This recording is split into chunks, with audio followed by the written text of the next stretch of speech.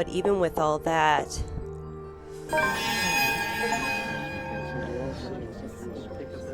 oh my god, Becca.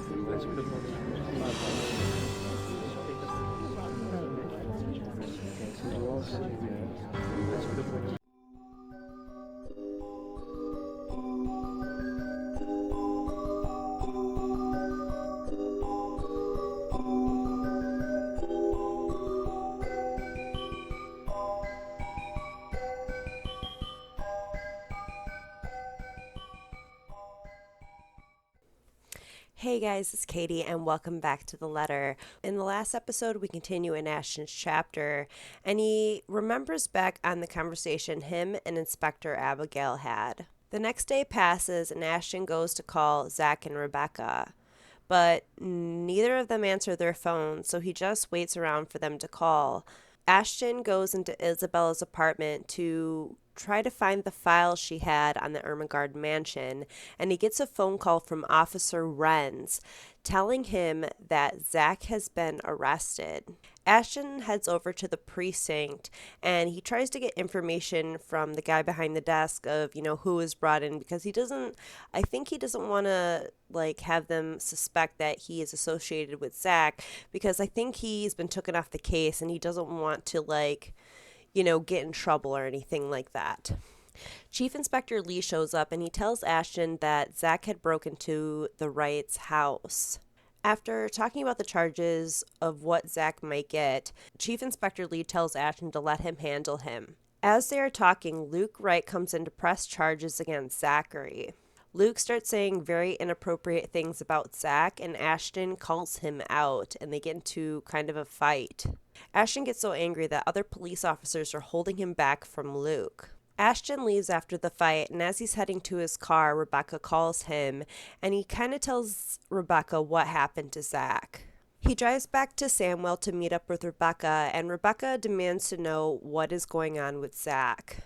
Ashton tells her everything that has happened, and she says that she wants to go talk to Luke, but Ashton kind of convinces her not to. They then investigate, and the ghost woman shows up. So they run out of the apartment, head to the park, and stay there for the night. And the next morning, they eat some food, and they get into an argument. After the argument, they get back into Ashton's car, and they head over to the Galloway Shawl. And as Ashton is talking to G, he gets a phone call from Officer Renz again, and he's saying that there's a problem with Zach, and he doesn't want to say over to the phone, so to head to the precinct as soon as possible. As soon as he gets there, he talks to Chief Inspector Lee, and Chief Inspector Lee leads him to where the jail cells are, and as soon as he walks in, he can smell the metallic scent of blood. When he gets to the cell where Zach was being held, he sees Zach dead with his eyes gouged out, and he asks Chief Inspector Lee, how come no one heard him screaming, and he said that an officer did, but he didn't take him seriously. After that, Ashton drives back to the Galloway Shawl and meets back up with Rebecca. He tries to tell her what happened to Zach, and, he pretty much tells her, you got to take care of yourself, and he heads out and he heads over to the mansion. We skip forward to when Takako is up on the staircase and we're all, standing before her, but this time it's just Hannah. So then it switches back into Luke's chapter, and he gets home from a night at work, and when he gets home, Hannah calls out to him from the bedroom, and when he goes in there, she's looking all seductive, trying to get some, and he kind of turns her down kindly. So after that, he heads to the study to get some work done, and while he's working, he feels as if someone's watching him. So Luke ends up working throughout the night, and the next morning he hears the doorbell, and it's Zach. Zach tries to warn him what's in his house, but he kind of brushes it off, and he tries to go back up to the bedroom to sleep when Johannes comes in and says that there's been an intruder, and it's Zach. So they call the police, they pick him up, and Luke heads over to the precinct to file charges against him. After Ash yells at him, Chief Inspector Lee and Luke have a conversation, and I found this really interesting because Chief Inspector Lee said he just put Ashton on Luke's case just for it to seem believable. Luke goes back home and he goes into the garden. And while he's picking some flowers for his mother, he looks up to the balcony where their bedroom's at and he sees Takako standing there. And, he calls out to her saying, "You're not supposed to be there." He runs into the mansion, tells Johannes that there's an intruder, and they run into the bedroom to find Hannah just sitting at her vanity and there's no other woman there. The next morning, he wakes up and he sees like a package wrapped in one of his handkerchiefs. So let's continue where we left off. I can still remember when a security guard died to contact poison that covered an innocent enough birthday card, for fuck's sake. But as this box hits the ground, it spills its contents. What I see makes my stomach turn. Achievement unlocked. Horrors in a box. Oh my god, it's Zach's eyeballs. Oh my god. Oh my god. Oh my god. I can't believe this right now. Hannah gave it to Luke as a present. An eyeball still with its nerve ending, mucus and all, plops to the ground. I have the fight to urge to gag as it rolls and stares up at me. Oh god. That's sick. That is sick. It's still wet. My bloody fucking. That is disgusting.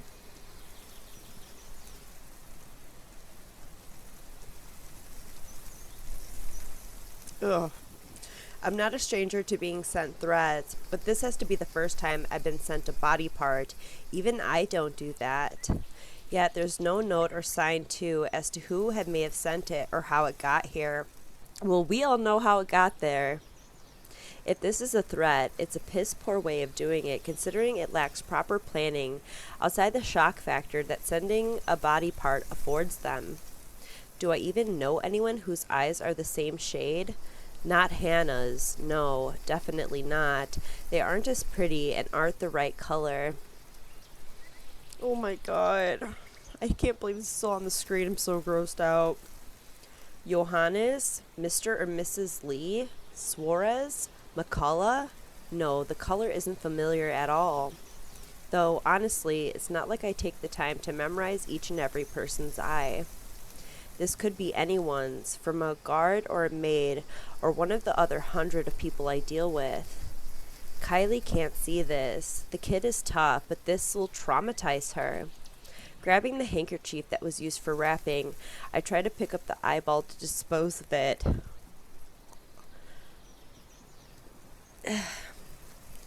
Emphasis on try.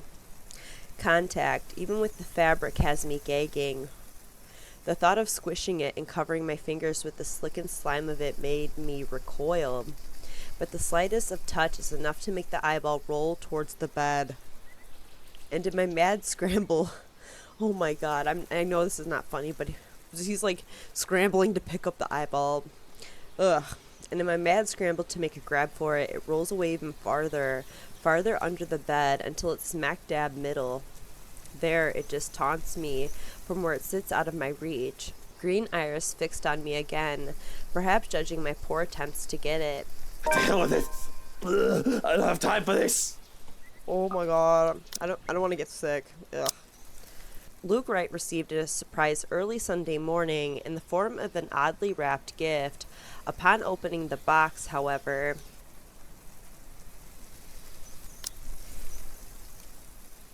I wash my hand of this, quite literally at that, though I wish it isn't easier said than done. The nagging in the back of my head, the voice that tells me I need to be more cautious about this, refuses to push the matter aside. While it is true that it is cause for concern, without demands or anything of the like, worrying will do very little to help. Looking around the room, I tried to see if any other presents have been left behind. To my relief, aside from the blue box, nothing else is out of place. The most I can do right now is alert the present security staff about this breach, watch out for any other threats. If they have a message for me, they'll most likely send it with their next gift. Whoever has sent this eye, I would assume that it is more to shake me up more than anything else at the moment. It'll be best to act if this didn't happen. No need to make a child worry about it either. She doesn't need to know. Smoothing down my suit and my hair with a sigh, I steel myself for the horrors. The horrors that come with taking care of a child. While I try to forget the horrors that come in a box. That was so disgusting. Oh, Zach. Whew. Oh. Oh! We get to find out more about the story.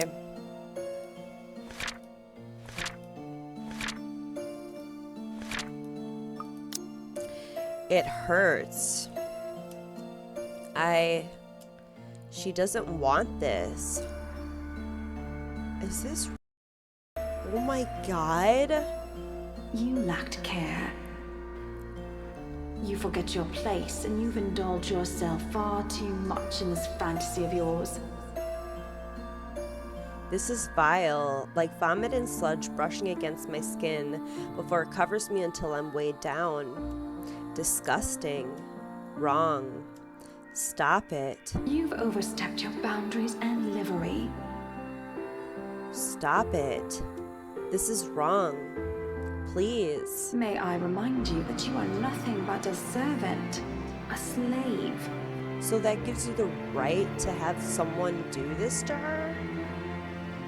The fuck? An unattractive, unchaste harlot who thinks too much of herself. Please no more. Ooh. The woman from the balcony stands beside me. I can hear her rattling breath, menacing and chilling. November 1st, Tuesday. Babysitting Kylie, the stress of finding an intruder in my own home, not to mention those bloody eyeballs they left. I think I deserve a little break every once in a while, especially after going through all that in a single day. And another peasant managed to break into this house just the other day. Isn't that enough reason to stay on alert? I'm fairly certain Strokin won't just enlist their help just for this power outage, only to leave me unprotected. And from where I stand at the top of the stairs, I can easily make out her form, recognize her even. It's all gone crazy with another intruder come into my house. I'm no stranger to a cop playing dirty. The smart ones know that neither life nor criminals are going to play fair. Pathetic. Okay, so yeah, it's only Ashton, Rebecca, and Luke, so I'm just gonna skip it. Did the NCA send you to apprehend me? Or has somebody paid you off to kill me? Which one is it, Feathers? Mind you, my arm's getting tired. Better answer quick if you don't want to meet the business end of this gun. I'm not with NCA. Hannah? Oh, Luke, darling, my love. What do you think you're doing out here this late? The woman that stands there is not the one that I married, the love of my life. So why is it that the look she gives me now makes me feel so revolted? Makes it so that there is just a general sense of wrongness in the way she smiles at me? Hannah! Oh, thank goodness, it's just you. That ain't Hannah, dude. We need to frickin' get an exorcist or something to frickin' exorcise her. Oh, you gave me quite the fright. We've been looking all over for you. Saying this makes my tongue feel heavy. I'm so used to lying, to putting on a face, but this just feels so wrong. It's such a small lie, yet a big one at that. To be afraid at the sight of my own wife for no apparent reason is illogical, yet her mere presence has been disturbing. From her suddenly devoted and near dependent nature, her obsession and possessiveness, to her strange way of speaking, something has been wrong with Hannah as of late. I didn't want to admit it, but it was almost as if she turned into another person overnight. And looking up at her now only seems to solidify this. It's almost as if I can't recognize my own wife. Fetch me. Whatever for, my prince. Look, that doesn't matter right now. You need to get out of this house right now, all right? Stay in the penthouse for a while. Leave our home? What if I wish to stay? It's not safe here, darling. Now is not the time to explain. Just listen to me, okay, Buttercup? I hold up my hand to her in the hopes that she won't ask any more questions. I shove away the ill thoughts that I have about her, about how this is not the wife I've married. People change, and now is not the time to have some sort of existential crisis about it. Our safety is priority right now, and I'll feel better about all of this as long as I can have her by my side. But she barely budges from her place atop the stairs, let alone take my hand. And the way she looks at me just sends chills down my spine. Why should I? Is something the matter? What about you? Are you not coming with? What was I supposed to say? Where to even start? Maybe just confess that there's some crazy lady roaming around, and I'd really like it if we just stayed safe. You just need to leave for a while so I can let security sweep the place. And someone has to be there, yes? To supervise and all. That'll be my job, Buttercup. Still, nothing. She doesn't move from where she stands, still with that amused grin on her face, as if this is all some funny joke, and that she's the only one who can see the punchline. But I do not wish to leave. And you should not either. You've just arrived, my prince. This is your home. Hannah, question mark? Oh. Our home. Would you really allow others to drive us away from it? Be that as it may, it is dangerous here right now, and I'd rather have you safe than, I don't know, comfortable or whatever argument you wish to bring up. This is ridiculous, Hannah. We shouldn't be discussing this. You need to leave now. Let me handle things here, Buttercup. It is then that her expression turns absolutely horrific, and everything turns to complete and utter shite. What is going to happen to Hannah? Like, how are we going to get her back? Is this how she dies?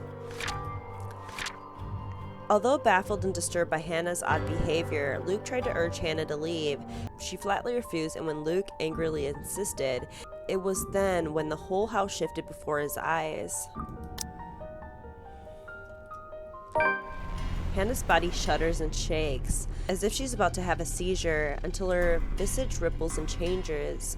Golden yellow hair is slowly stained with inky black, and her face melts into that of the woman, the maid from before, with a menacing expression on her face. Along with it is the shifting of the very ground we stand on. It is a slow thing, a whisper more than a bang, as the darkness creeps into every corner of the room. What's going on? Please! Help me! Oh my god! Please! Somebody! Anybody! Who are you? Stay away! No. Stay away. Stay away. No! She's here! You've gotta let me out! She's gonna kill me! Someone! She's... Mother of God, pray for us sinners. We're all in danger. I thought you were my friends. Why don't you believe me? Calm down, Wright. The situation's already bad. You're just making it worse. You shut your mouth! If it weren't for you, or this letter, for all of you, none of this would have happened! Hannah would still be... Suddenly, Daisy steps up and slaps the knife away from my hand. Don't you dare, Luke! Don't you dare put that blame on us! Without batting an eye, glaring at me as if it might just rip my head off in this instant, said knife slides uselessly under the table out of my reach. I should have expected she's not the kind to submit, even under threat. Right now, all of us appear smaller, facing her anger. Last I checked, we're the ones trying to do the saving here. The gall of these people. Bloody peasants. Oh, so... I guess if Marianne, Isabella, and Zach are dead, we burn the letter. Well, what's gonna happen to Hannah? Oh my god, that scared the crap out of me. Epilogue. What happened to Hannah? Although Luke Wright has won his legal battle with Brow Realty Corporation, another tech leak places him and the Wright enterprise under the spotlight months later. This time, however, with the then Chief Inspector Harvey Lee's sudden absence, the businessman isn't able to escape close scrutiny. In an investigation headed by LPD's Detective Inspector Ashton Frey of all of the Wright enterprise's illegal business dealings within the past 10 years come to light. Although his involvement with other crimes is still being investigated, the disclosure has caused a huge outcry, especially from the city's business sector. Sued on multiple grounds, the company is ultimately forced to shut down. Meanwhile, to avoid public outrage, the once affluent businessman immediately leaves the city. All of his bank accounts have been emptied, including his Lexbourne apartments, leaving not a single trace or clue where he might be hiding. The last anyone has seen of the man was on a flight bound for Ireland. Till this day, no one has heard from him, even as people from the old Wright enterprise, who have all been left to deal with the aftermath. Though over the past few months, after the situation has calmed, some have made claims of spotting him flitting in and out of the city, if only to check on those he has left behind. What happened to Hannah? We just left her there? We didn't try to exercise or nothing? Amidst her struggles, Rebecca finds an unlikely companion in Luke Wright. While he avoids the city like a plague nowadays after losing both his company and Hannah, he manages to drop by from time to time, mostly to check on his goddaughter, Kylie Suarez, though the man still won't admit it when asked. Rebecca still regards the man as insufferable. She doubts it'll ever change. But after all she has seen, much as she denies it, she now considers his presence the closest thing she has to comfort. A similar sentiment the former businessman seems to hold, even confiding in the woman of his problems, petty or otherwise. Their friendship may be awkward at best, but with the grim reality of death having once shadowed over the two of them, it's something they eventually grow fond of in time. What happened to Hannah? There was nothing about Zach being dead or nothing. Alright, let's do Rebecca now? Right? Yeah, Rebecca. Okay. God dang, I hate that one. Prologue. Isabella. Here we go again. I eat other things too. Hey, I eat other things too. Lord, please help me. Let's just close our eyes and pray. I don't want to do that QTE. I need to clean my keyboard or something. Suddenly, Roge nudges me with her elbow. We'll check with our supervisor. Those few moments had given me enough time to clear my head of any nervousness or confusion clouding it. I can't wait to show the letter. Like, I wonder what that does. Cause like, why would it have a negative or positive impact on just Marianne? Should I even tell them? Don't show the letter yet. We'll get there soon. We're almost done killing off the characters. At least, not without revealing everything that took place in the attic. Change the subject. You keep asking me about my work, yet you haven't said a single word about yours. It's good to see Zach alive again. I'm so sad I have to kill him off again. Yikes. Maybe leaving is the better decision for all of us. Let's just stay. Any other day, I'd excuse myself and go straight home. Who should I meet? I'm just gonna click the same one I always do. Meet with the professor. I'll think about it, but if ever, I'd like to give talking to Andrew a try. October 22nd, Saturday. Oh, bummer. Maybe I should rephrase it. My instant noodle days are over. Okay, let me do that again. October 23rd, Sunday. I wish he'd stop pestering me about them. I know you're trying to help. What is it again that Becca does when dealing with a particularly difficult child? But right now, I could thank him in the best way I know. You're not bad after all. I closed the short distance separating us. Still, trying to be friendly wouldn't hurt, right? Talk about her job. I'm just curious about your work. October 24th, Monday. I should just stay at home. My hand automatically moves to press the delete button. Decline her offer. No, I'm not at the office! Hannah. Why must he treat me this way? Defend myself. Yes, I am very happy, Luke. Because for once in a very long time, we are doing what I want. Or perhaps, maybe I should free up my schedule. But I guess we can free up a day to meet with you. October 26th, Wednesday. What should I say? You'll be a great father. Kylie likes you well enough. I'm not sure if I want to, though. Stop it. I'll stop if it makes you uncomfortable, sweetie. I like Hannah not possessed. I really love her. A lot. She's one of my favorite characters. What's it gonna be? Should I tell the truth or tell a little lie? I was tending the gardens. I was just tending to the garden, sweetie. So I will open the hatch. I may not be going down, but there's no point in talking through closed doors. Oh, here we go. Ugh.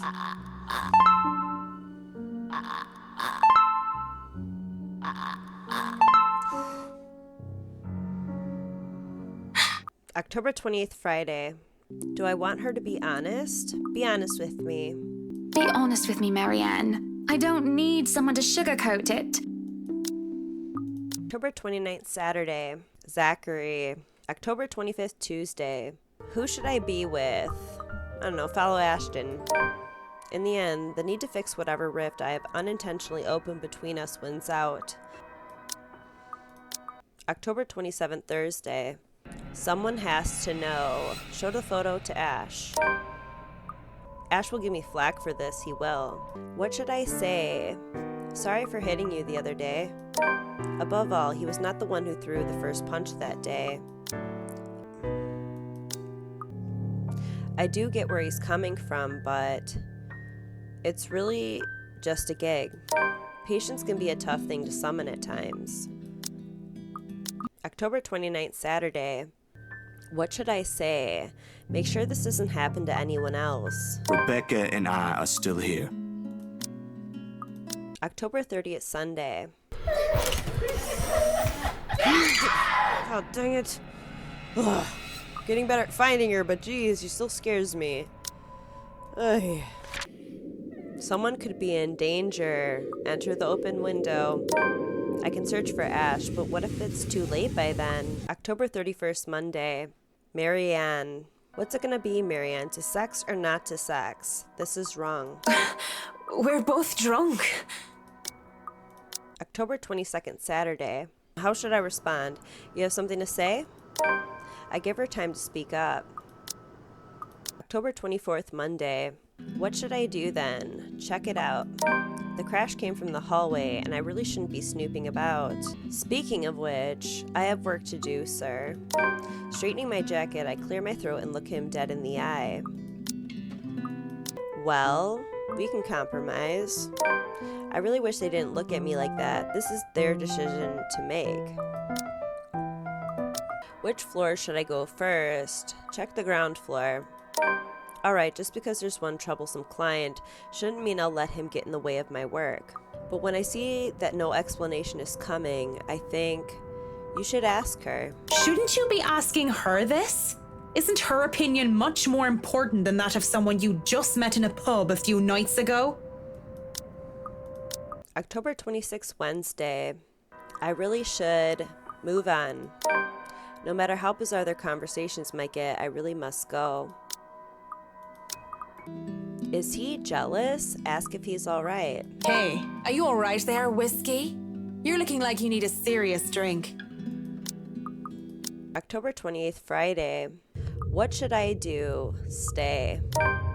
It seems so cliche, like a death trap from an old horror movie. Rebecca. I wonder what's gonna happen. Sometimes my patience can only be tried for so long. This cold caught up with me. And during the open house, even if there were a lot of people around, there were weird things happening. October 24th, Monday. What should I do? How should I even put it? Try to tell him myself? Well, let me save real quick. Right here. I was the one who found her, the one who saw her first. October 25th, Tuesday. Facing it now, I hesitate. I can't sleep.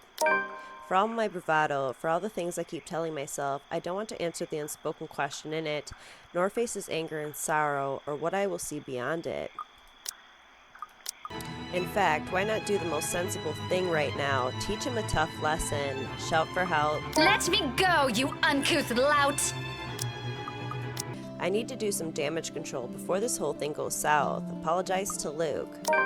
Though it pains me to apologize to a sleazebag like him, this is my mistake. With Kylie watching us close by, I don't want to set a bad example for her, do I?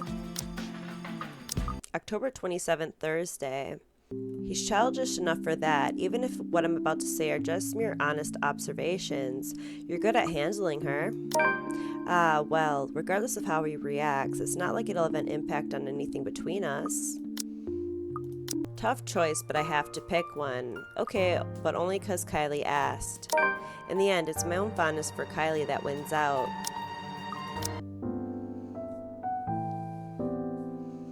Even if his heart is set on someone else. Now, I struggle to find the words. I don't need to answer that. However, these are for me to ponder on. Ashton's neat script lines its surface. Dropped by earlier, LPD got a call from the embassy and requested if we could help pack a few of her belongings tomorrow. It's for shipment back to her home. I'll try to get Z-Man to help. Anyway, how are you doing? Call me when you get this. See ya, Ash. The message he left, short and straight to the point, but not without the underlying hint of friendship. He mentions nothing about the case, except for a small request from Isabella's aunt. If tomorrow we could help pack a few of her personal belongings for shipment back to her home. A gut punch, if anything. Suddenly, it's all moving too fast. We haven't even come to terms with it. Even Ash abruptly ends the formal tone of his note by checking on me, instead of elaborating. Any other day, the former part of his message would likely prod at the piercing envy I've been holding, while the latter will probably send my heart aflutter. October 28th, Friday. Even if doing this has a ring of finality in it, assist Ash. Ashton does not look up from his work when I approach. It's all a matter of looking beyond it, past his unnecessary criticisms and blunt declarations. I can hear a but. I can hear a but in there. Isabella and him would have gotten along so well. He didn't have to hide it from me. It's my turn to frown this time. What does he mean by that? Care to explain your reasons? Care to explain your reasons? October 30th, Sunday. Okay, here we go. Is there even a place safe enough I can escape to? Head upstairs. There are people upstairs, aren't there? I don't know. The weekend staff or some volunteer? There should be. Even if it's a Sunday and I'm the only one here on a special permit, there should be at least one other person manning this place. I heard them a while ago. Of course, I couldn't possibly tell them about this. They won't believe me in the same manner we didn't buy Isabella's stories until it's too late. But I can easily come up with excuses. For now, what's important is I don't end up being trapped and alone with her. Safety in numbers, as they say. There's no hesitation in my steps as I race upstairs, ears straining for any signs or sounds of the woman appearing, jumping at me again at any second. Where did that leave us on the branching tree? 75% now of as Rebecca. Luke is still at 19%. I still need to figure out how to unlock his other paths. I don't know how to do his. There's like no really other specific choices for Luke.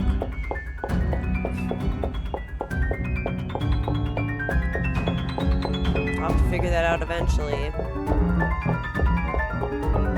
Where are we? Ooh, this path. Ooh. There's so many choices, I think. What's gonna happen? I can still hear her behind me, the grinding of bones, her whispers as she keeps calling me back. Although it's at a distance, I don't slow my pace. Library rules be damned.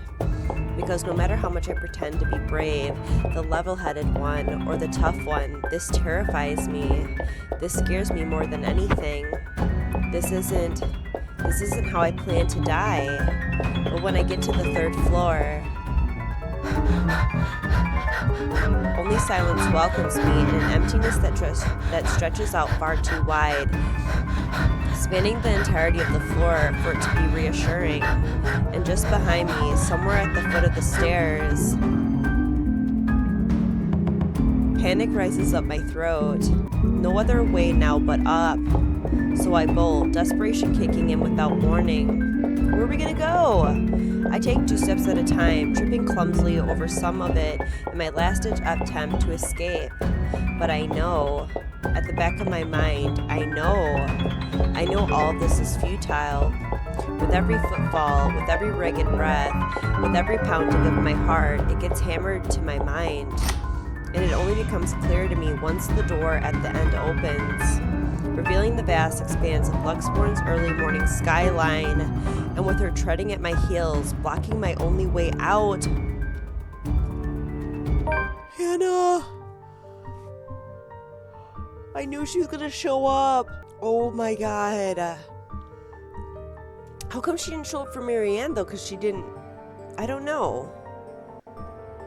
Except the one that greets me isn't who I'm expecting. Hannah? Oh, Becky, sweetie. Why would you ever run away from me? The trek up here must be exhausting, isn't it? You poor, poor darling. The voice is the same, even the looks, yet nothing about this Hannah screams of the Hannah I know. She exudes none of the sweetness or cordiality she always has with her, even when faced with people she barely knows. If I have not seen what I've seen, heard what I've heard this past week, I'll very likely brush this jarring disconnect to the odd weather. However, something's off with her, and my mind is screaming the space between us is best kept for now. Why don't you come here, sweetie? Downstairs with me. No. I can't. Oh, why ever not? Please, Hannah. Just leave. Don't be such a spoil sport, honey. Don't you want to catch up? No. It's been years since we've seen each other, hasn't it? Don't you miss big sister Hannah? Maybe some other time, Hannah. I'm here on important business. Important business, she says. Little Becky all grown up. Now she's learning to meddle. Meddle with what? Tell me, darling. What did the curious girl find out? I don't think that's any of your business. Oh, believe me, it is. It is now. Especially if it involves my darling prince. Didn't even sound like her. She laughs, her features contorting into something horrid, close to grotesque. A twisted little thing completely removed from the person I've met not a day ago. This isn't Hannah. She's gone, and this little fact causes me to take a wary step back. Since when? She appeared okay in the housewarming party. And as annoying and overbearing I find her husband is, I feel sorry for the bawhide. He might be an asshole, but he doesn't deserve this. Hannah doesn't deserve this. What's wrong, Becky? You look like you've seen a ghost. Man, her voice actor is really good. All I'm asking is what brought you here at this hour. Of course, if you didn't do anything wrong, we wouldn't be having this problem, yes? Stay away from me! A useless plea. Does she even understand a word I say? Can she even? Is she still human in the first place? Somehow I doubt it. Because no human being will ever do this. Looks like she's on the phone with Ashton. Is she? You and your friends have become such a nuisance to our lives. Like, is Ashton hearing all this? Even Zach, the pitiful bastard, and I trusted him. What did you do to Zachary? Oh, he's in a good place now. So do me a favor, sweetie, and come with me. I promise it'll be worth your while. Simply imagining what she's capable of doing to us. I never want to give her that chance. I'm telling you to back off! Come on, fight her, Rebecca. How rude. I'm sure Mumsy Gales wouldn't be happy about that. Please be a good girl now. Her gait is slow as she walks forward, but with every inch she draws nearer, even as I pull away to take back what little distance I can between us, the smile on her merely grows wider. A mocking gesture. For me. She may be less of a human now, but I'm pretty sure she's fully aware she's got me cornered. She wouldn't even bother making it here if she wasn't. But I can't look away. I can't bring myself to, even as the heel of my shoe eventually hits the edge. No! End of the line. Trapped. Alone. So this is how it ends, huh? Quietly and without fanfare, surrounded not by a warm breeze, but a chilly morning air. No soft footfalls on an empty hallway, but the din of the early morning traffic below. No warm afternoon light. Nothing but the cold, pungent smell of death, all underneath a dreary morning sky. How fitting. Yet, amidst all of it, there's a single voice I want to hear. Oh, if only for the last time. Becca? No. Hey, did I wake you up? No, I left you a voicemail, so I thought... Where are you? The one I grew up with, who always got grades better than I did without even trying, whose silly antics I have to put up with all these years, who stood by me even when things got tougher. Oh, it's so sad. That one person who's been a constant in my life. Ash, do you remember that one time? The... what? Back in secondary. We found a dog that one time, didn't we? I think his name was Coco. I think so? Wait, that dog has a name? I think that comes with having an owner, Ash. I'm more surprised you remembered. Seriously, what brought this on? Are you planning to get one soon? Nothing. It's just the first thing I remembered. It was after that thing with Mandy, wasn't it? So weird. Of all the things to remember, it's one with something unpleasant in them. But he was there in all of them, and even then, I already knew how I felt about him. Despite everything, my lips curl up into a smile, faint, a sad little thing on its own given the situation. Because even at the very end, I know I have this. The little memories, those smiles I've always been fond of, and several years worth of simply being with him. Even if he stands in a place far away from me now, far, far from how we used to be as children. If only I've been selfish enough back then. If only I've told him how I've always felt. Then perhaps I won't be regretting anything now. I thought you still don't like Mandy. You're acting weird today, Becca. Whatever. Listen, I need you to go home right away. I'm at Salem Well right now, and... I wish time would simply stop for us. There are still a lot of things I want to say. Things I never bothered saying out loud. Things I should have said a long time ago to someone who has always been by my side.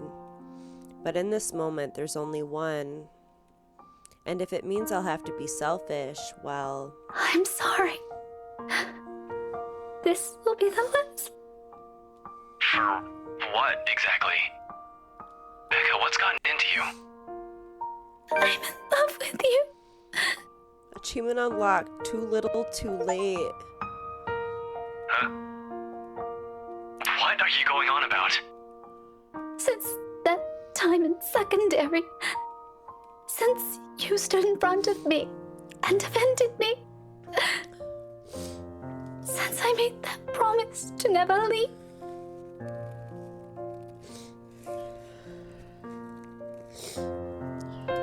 I've always truly loved you. Can this wait for a bit? God damn it, Rebecca, where are you?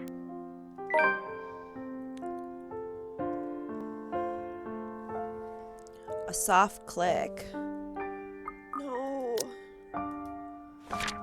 Trapped and with nowhere else to go, Rebecca called the one person who always had a special place in her heart, all to confess how she had always felt towards him, if only for the last time. No, Rebecca. And I'm closing my eyes.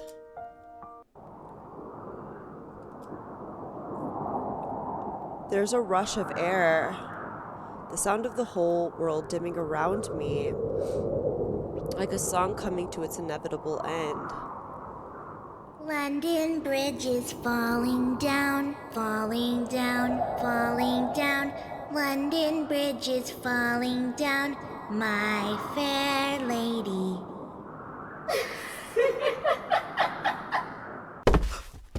Oh my god. Achievement unlocked, memory collector. Unlock 4 memory fragments. You've unlocked a memory fragment. Oh my god. Is that the same guy that was her? And now they're torturing them both? Why? Why are they doing this to them? That was so sad for Rebecca. I did not like that one.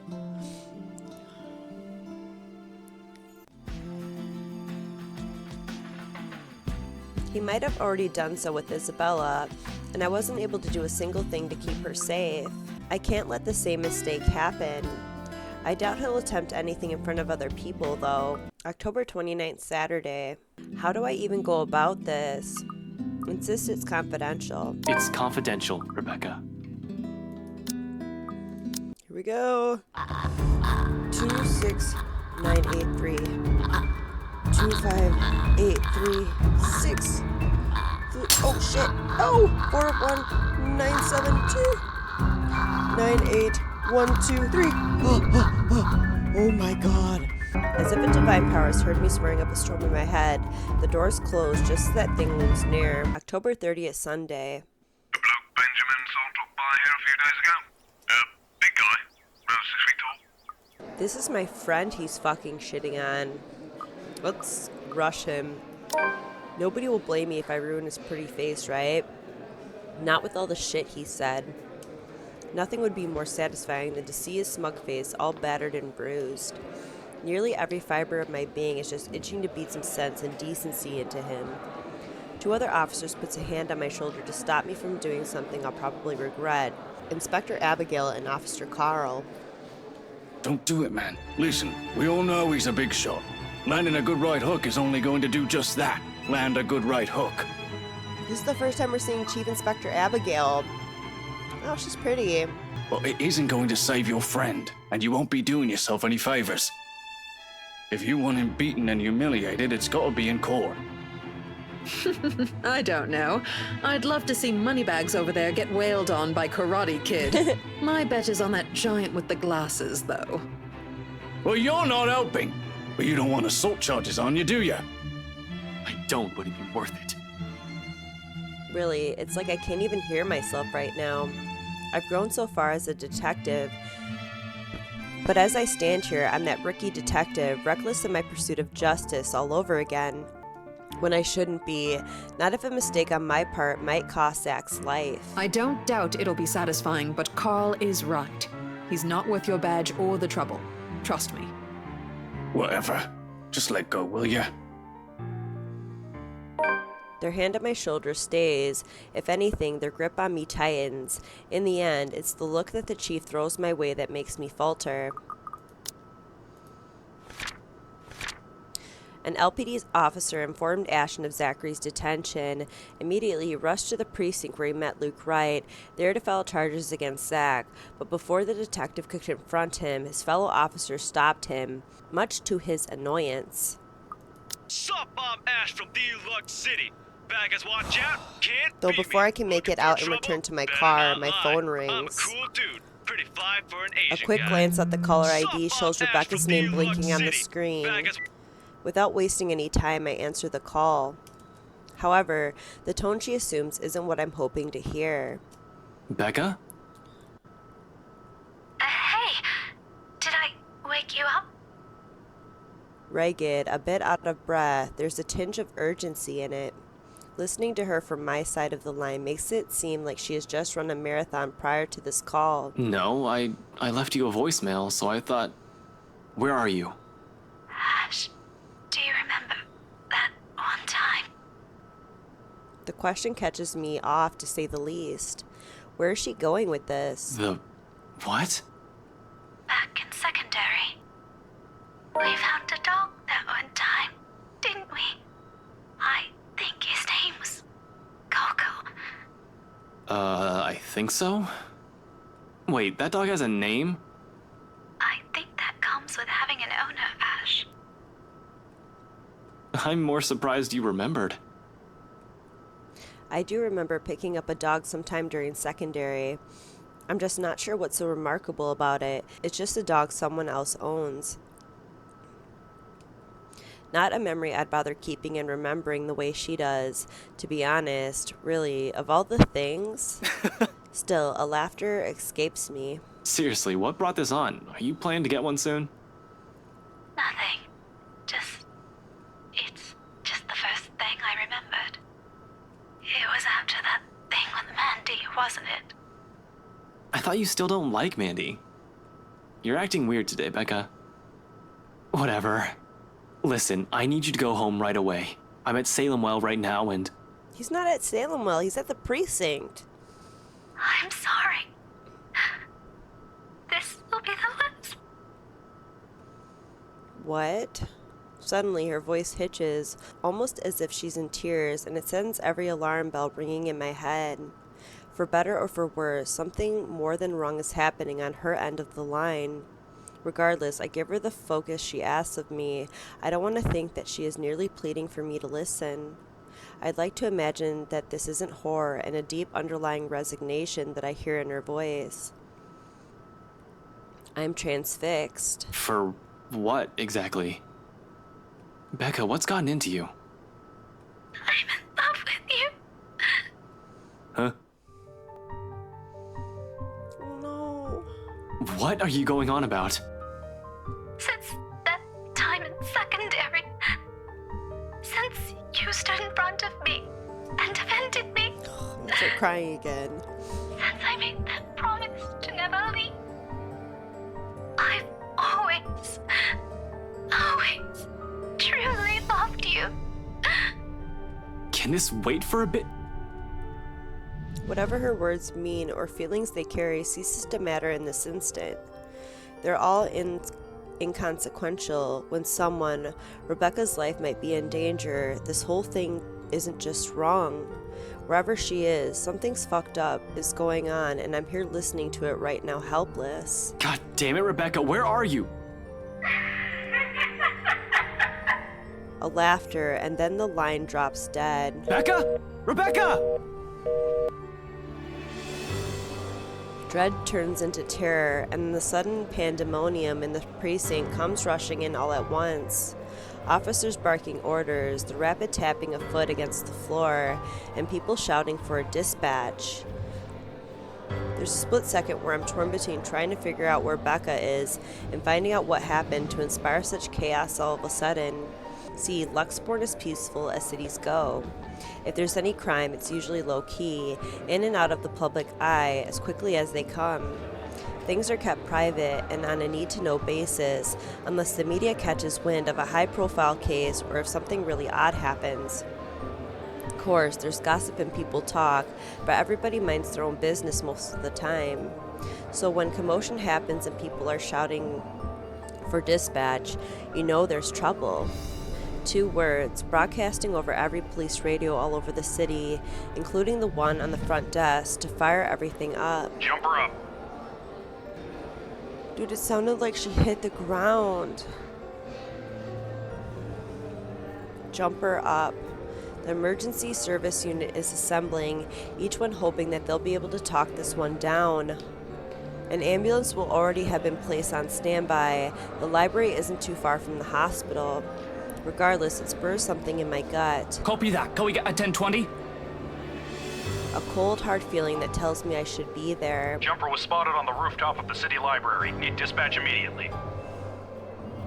I broke into a run. Oh my god, he's gonna see another dead body. The library isn't too far from the precinct. In cases like these, however, every minute counts, each second critical. A cold and cruel voice already whispers in my head, "You're too late."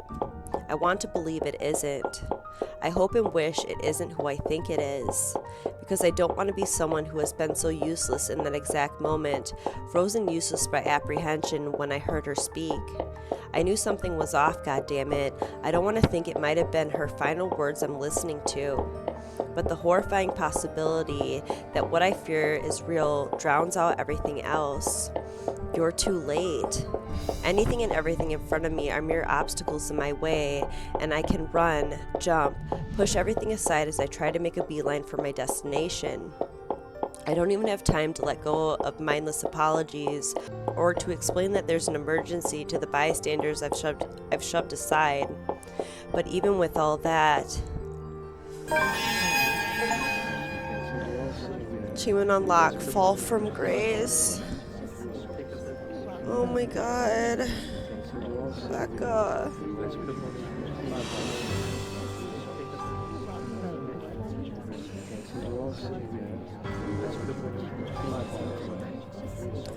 I'm too late. Jumper is down. I repeat, Jumper is down. We've got a 1046 to the library. Over. Copy that. Can we have identification of the body? We've got a bystander here who says he knows the woman, Rebecca Gales from the local high school. Becca. I'll recognize her anywhere, even from a mile away, and for once, that isn't a welcome fact. Too clear, too vivid, her broken body lies on the sidewalk in just one big bloody mess. Her hair fans out and stands out in stark contrast to the pavement, slick with blood and redder than it's ever been. The right side of her head is caved in from the impact, and her right arm is twisted and mangled.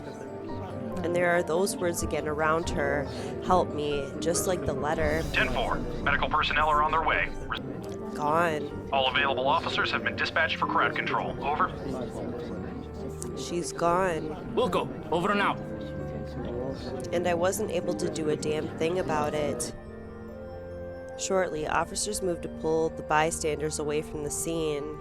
People who have witnessed the fall, passerbys who just want to see what's interesting going on, someone screaming, weeping, crying. But I can't do anything other than stare. I can't even bring myself to come closer, only stand among the crowd as just another civilian. The world has come to a standstill. Numb is an understatement. No, I feel dead inside. Isabella's gone, and Rebecca's. The weight of my own failures has never felt as palpable as it did right now. One by one, everything I'm hanging onto has slipped from my grasp right in front of me.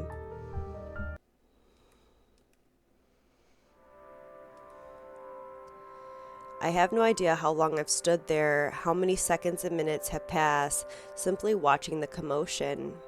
All I know is the bitter taste of ash on my tongue and the sharp ting of blood hanging in the air. But even with the world coming off sharply to my senses, none of it registers, even as an officer starts pushing me away from the scene. But I have to be there. Without Isabella, without Zach, she's the last person I trusted to stay through this. And yet, a simple show of my badge will get me through the scene. Struggling, I reach into my pocket for it until somebody places a hand on my shoulder and pulls me back gently. Despite the gesture, my annoyance still flares at the interruption. This person does not understand that I'm slowly losing everything, everyone I've ever cared about. However, before I can even tell the meddler to piss off, recognition sets in, stopping me short of snapping at Professor Clark. Ashton, why don't we take a walk? Professor? I'm just... Rebecca, I need to see her. No, Ashton, you don't. Leave it to them. You don't need to see any more of that. He speaks in a firm and commanding tone that makes me feel like a college brat all over again. I'm crying again. What the frick? I don't know. Like, I feel so bad for Ashton in this situation. Like, he's losing every single person, and it's just really hard to do this in this game. But it's that look in his eyes that make me comply with his order, and quietly I follow. The professor really does have a way of making me feel like a child at the worst of times. The fact that he's pulling me away from a crime scene in front of my colleagues is humiliating at best, and a cause for concern at worst. At least, I don't have to endure the agonizing and awkward silence for long as he leads me into the cafe across the street. On an ordinary Sunday, perhaps I would have a clear view of the library from here. But the more the LPD tried to suppress the crowd and clear the area, the more they've gathered out of morbid curiosity. That did nothing to stop the image of Rebecca's bloody body popping into my head at the mere thought of her name. Burned into my mind like the image of Isabella's torn up body, like the image of the woman's sickening smile. Why don't you get something from the menu? It's on me. I'm sorry, Professor. Now isn't exactly a good time. I know it isn't the best time, but you should have something, at the very least. You look like you're about to pass out back there. Healthy mind, healthy body, right? You'll always need it in your work. I know, as a matter of fact, that their hot chocolate is exquisite here. Releases endorphins, which are good to fight off thoughts and feelings of distress.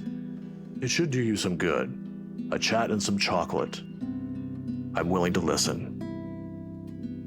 Chatting and chocolate, unorthodox in the face of death. Why are you doing this, Professor?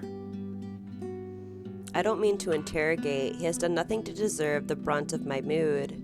I know he only means well and that his gesture has good intentions. More than anyone, he's the one who understands grief, far longer than I've ever carried the guilt from that. So when he smiles, a wistful one, I already have my answer.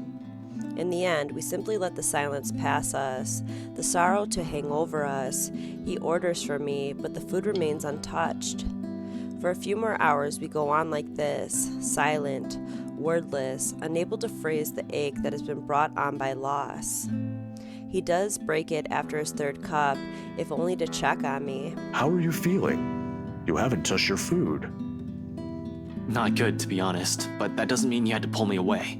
It's not the first time I've seen a dead body, you know. I don't know, if it was me in the situation, I'd be so depressed and I wouldn't want to eat. I'd probably just want to sleep. You know, I'd be so sad.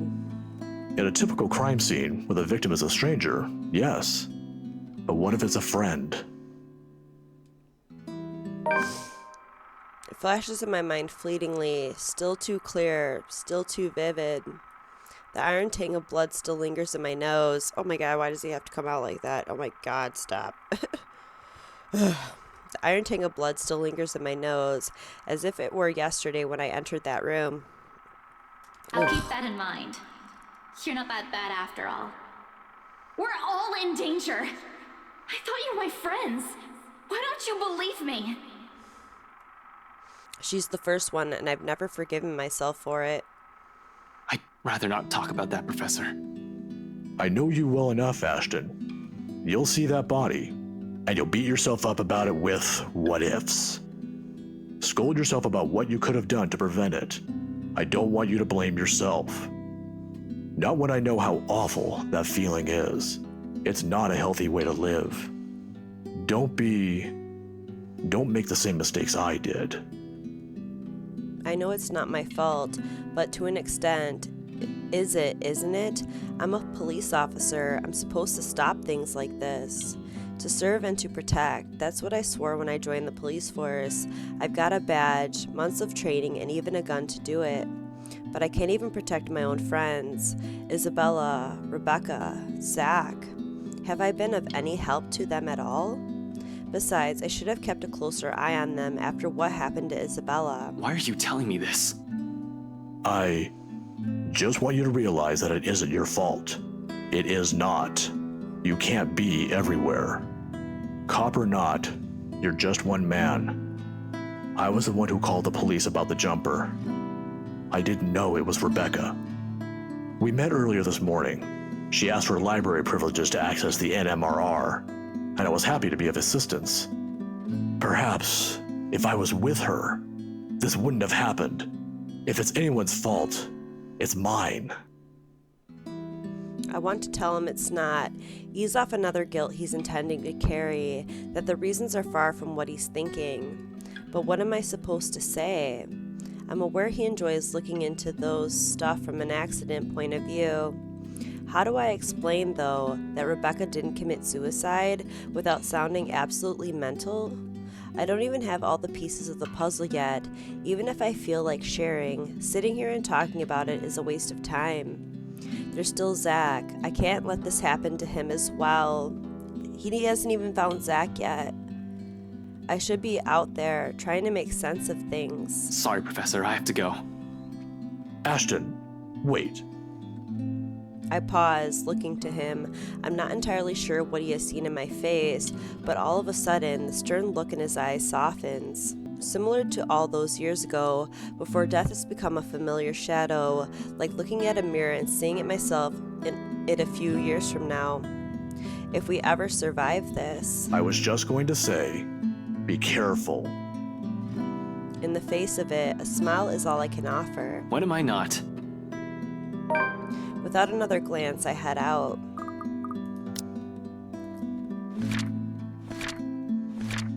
Ashton found himself following after emergency service unit in a daze. Soon, his fears turned real. Rebecca was already lifeless. Before he could understand what was happening, a concerned Professor Andrew Clark pulled him away from the scene. Despite the older man's warnings, he pushed on.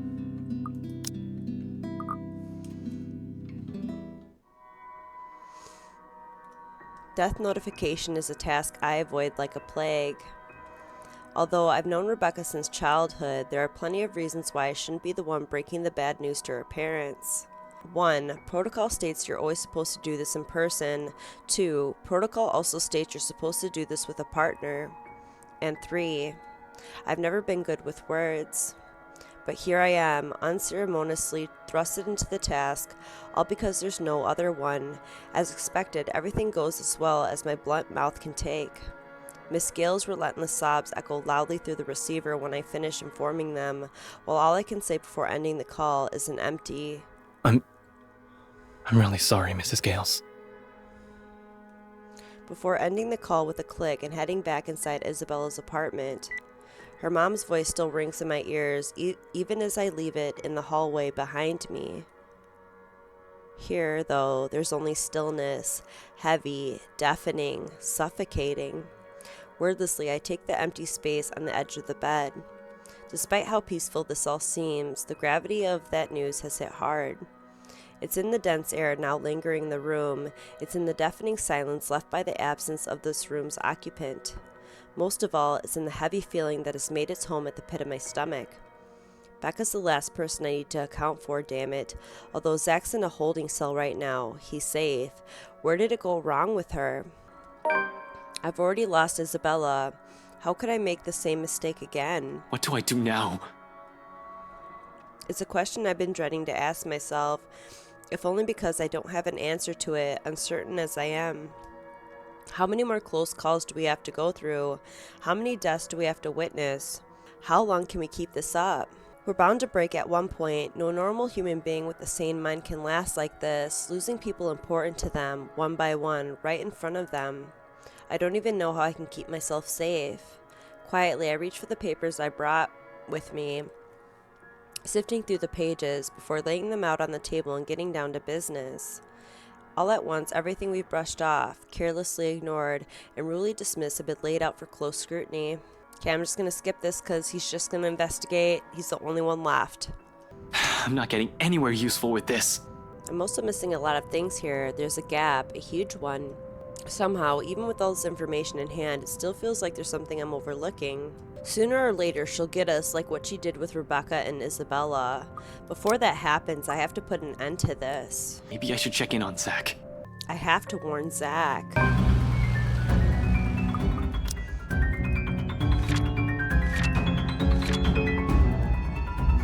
spite of his grief, Ashton tried to find a way out of the curse, piecing together what he currently knows, to no avail. Exhausted, he took a break after reaching another dead end, but not before a ruckus, coming from Isabella's closet, broke the silence of the room.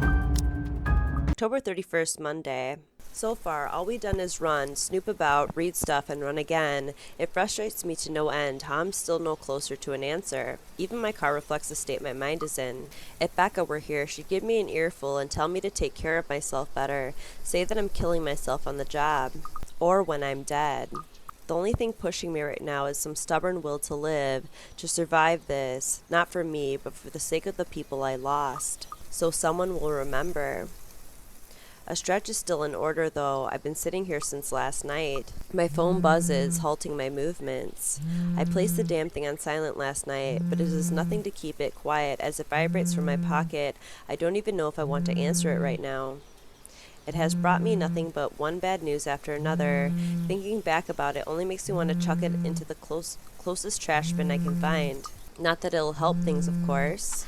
Another exhale slips past my lips before I pull it out, quickly swiping over the screen without checking the caller ID. I don't even bother masking the weary lilt in my tone when I answer, if only to get this over with. After all, there's no one left. No one remains to worry or fret over how awful I might sound right now. Zach's been put in jail for a crime he likely didn't commit. Rebecca's gone. Dead. And no matter how many times I apologize to her, Isabella's never coming back. What's the use, huh? Inspector Frey speaking. Good morning, sir. Sorry to bother you this early. What is this about? It's about your friend, you know? The guy I called you about yesterday, the one they brought in the night before. Zachary Steele. His hesitant note does nothing to diminish the lump that has suddenly lodged itself at the base of my throat. What are the chances? What are the chances that something went wrong while I'm not looking, while I'm out here chasing ghosts of all things? How is he? Is he doing okay? We actually have a problem, Detective Inspector. Hasty assumptions aren't a usual fare in my book. That shouldn't change right now. The precinct is secure. It's supposed to be. They have guards manning the station 24/7. If anything happens, all Zach has to do is shout and someone will be there for him. Even if it's a phantom going after him, he should be safe there. He should have been. Yet none of these reassurances will allay my suspicions, and whatever little thread of hope I'm hanging onto frays slowly as each second of silence passes by. An expectation so weak, faint, I might as well just let it go and prepare myself for the worst. It's a feeble attempt at optimism I will never get used to. This is out of my depth. This isn't my forte. Zach's maybe, Rebecca's too. Never mine. Hell, this is the kind of mood Isabella has always unknowingly brought with her. What her eyes often conveyed, what I've often found myself searching in her whenever I look to them. But no matter how many times I repeat any words of comfort or calming images inside my head, the hollow chill at the base of my stomach refuses to ease. Even my voice shakes when I urge Officer Renz to speak again, gruff and unsteady. The only thing keeping me standing is the fountain's solid support behind me when I stumble back. Officer Renz. Renz, right? What happened? You're supposed to keep an eye on him, yeah? It's protocol. Your friend, sir, he's... I think it'd be better if you just saw it yourself, sir. This isn't something you should be hearing over the phone. Chief Inspector Lee wants you to report in as well. It's about the case Luke Wright filed yesterday, and... The rest never registers. Rather, my brain refuses to acknowledge any of it, not even the possibility that this might be a terrible joke. All I can think of is the suffocating dread and the piercing noise, white and deafening, ringing in my ears despite the park's morning hush. There is only Zach. Only the whole expanse of Luxbourne, separating me from the only person I believe I have left in this whole fucked up situation we found ourselves in, along with the voices, vile ones, whispers that taunt, jeer, and mock. Each vague utterance, relentless, as I slide back into my car and drive off, body on autopilot, mind in a daze. In the city of 68,000 strangers, I'm afraid, deathly afraid, that I might be the only one left. The whole precinct is in an uproar. Officers move in and out from the main work hall with rapid steps, phones blare loudly from the comms room, and calls are being made from the dispatch area.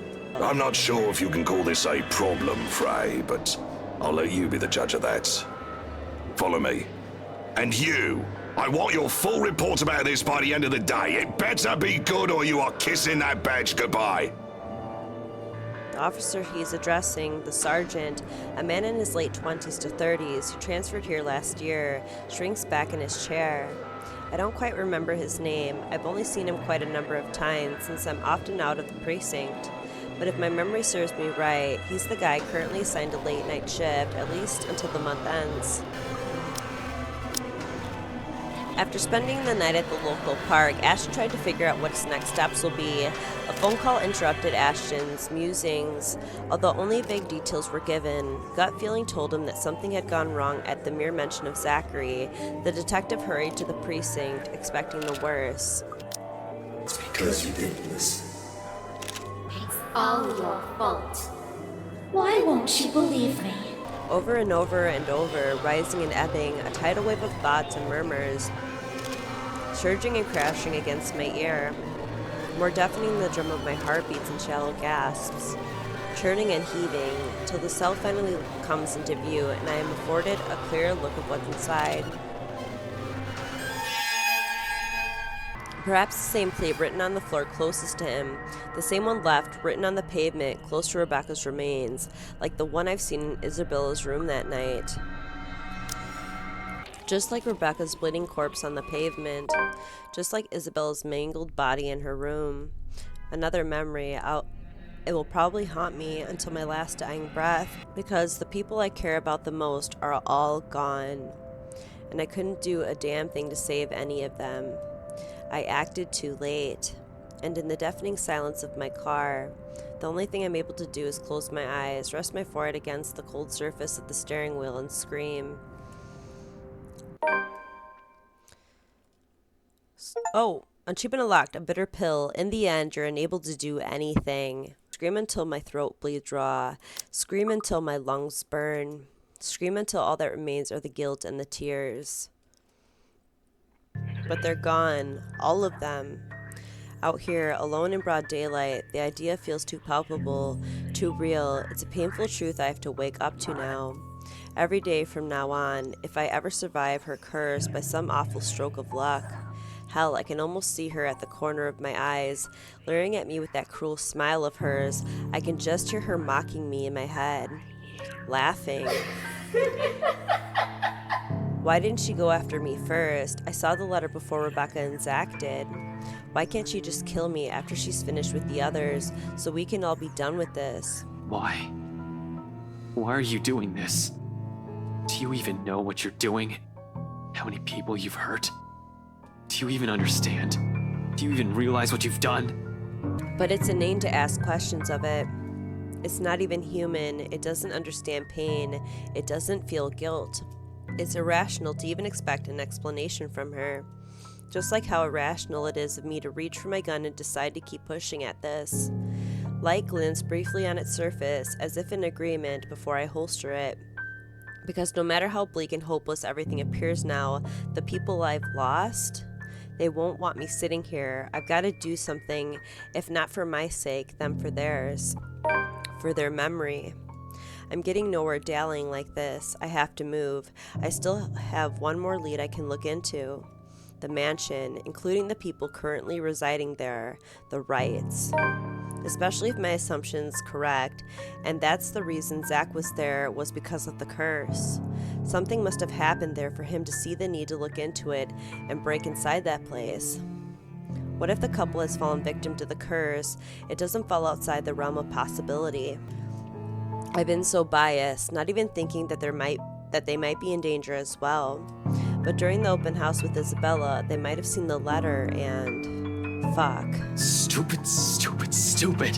Some fucking detective I am. If the logic holds, I need to hurry there right away. And if there are answers anywhere, it would be there. It should be there, where all this fucking mess started. It's not only my life on the line here. There are others. What happened to my friends, I won't wish on anyone else, no matter how much I loathe them. Tonight, by whatever means necessary, I have to get in there, find a way to break this damn curse. But I won't be able to do that without the letter with me. Okay. With all of his friends gone and the shadow of the curse looming over him, Ashton was at a loss. In a desperate decision, Ashton chose to head to the Ermengarde mansion that night, a bid to end the curse and hopefully be able to, at least, save someone.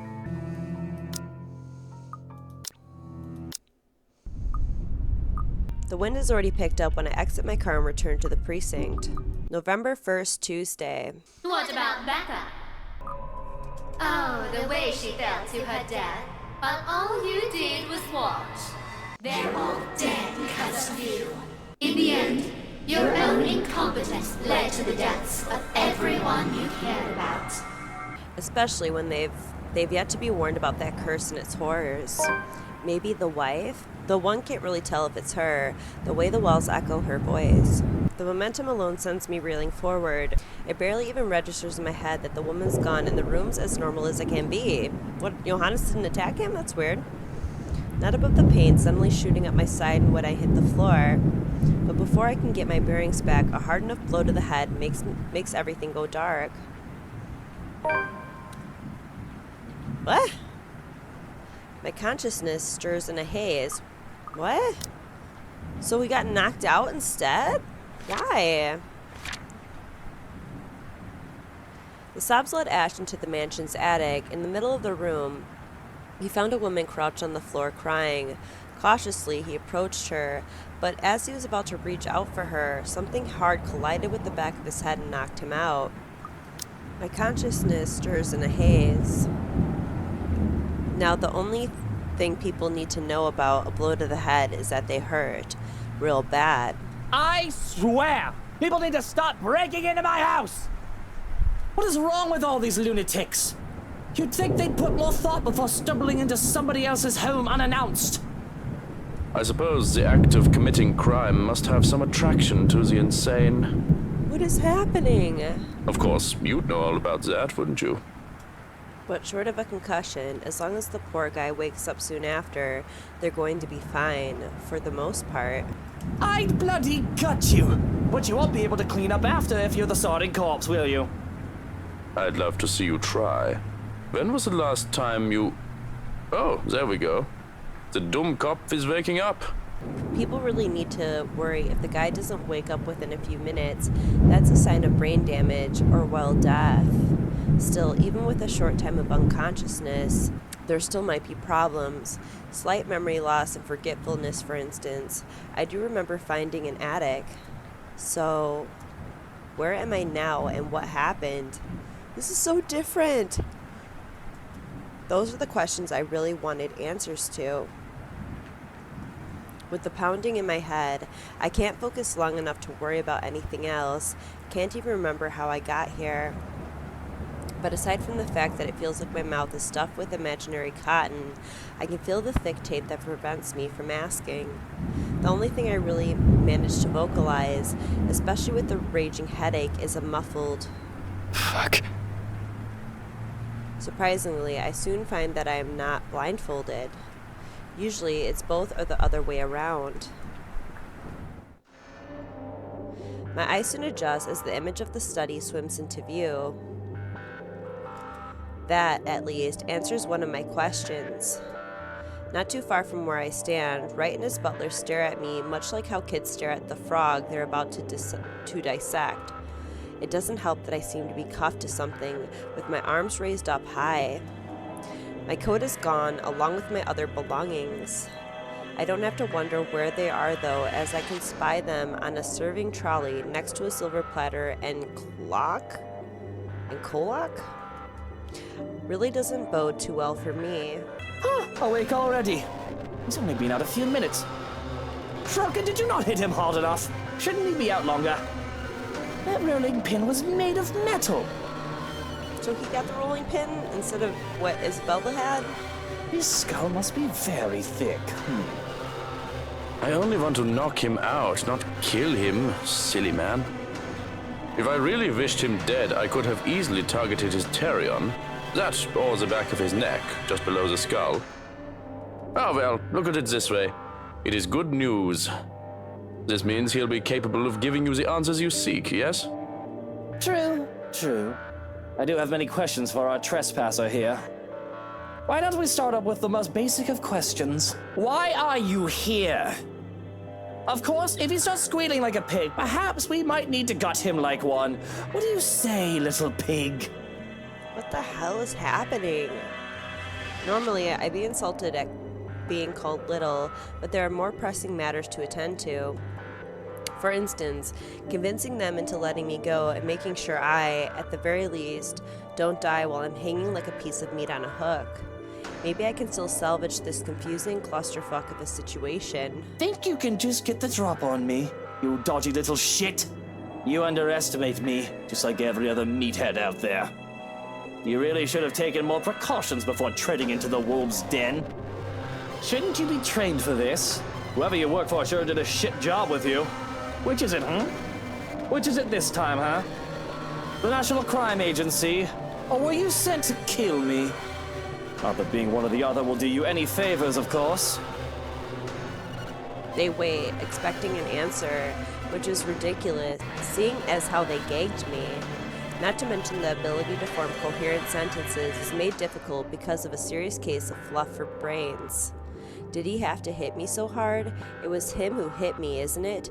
Fucking scrambled my brains. Even now, I'm still struggling to remember how I've ended up in this state. Even in the first place, why did I have to get caught now? Maybe I can talk if you remove the damn gag. I do not understand a single word he said. I think the reason for that is obvious. Would you like for me to remove it? I don't know. He looks tolerable and less of an idiot with the tape on. But it isn't fun playing 20 questions with someone I can't understand. As long as he doesn't start clucking like a noisy earth hen or start screaming for help, we should be fine. Of course, of course. Oh, the nosy ones are the worst. They piss me off so much. Oh, somebody help me, help me, help me! It's when it hits me, the woman in the attic, the mansion, and of course, it all boils down to the fucking letter, again. I came here to warn him, that's the easy part. Making him believe me, on the other hand? I try to think of how I'll go about this, though words fail me. As soon as the tape is ripped off my mouth, I'm already shouting whatever I can think of. There just isn't much time. So tell me, little pig, why are you here? Did the NCA send you to apprehend me, or has somebody paid you off to kill me? My wife's also been missing since last night. If I find out you have something to do with it. Hannah Wright? Missing? What? Why would I? It's none of that.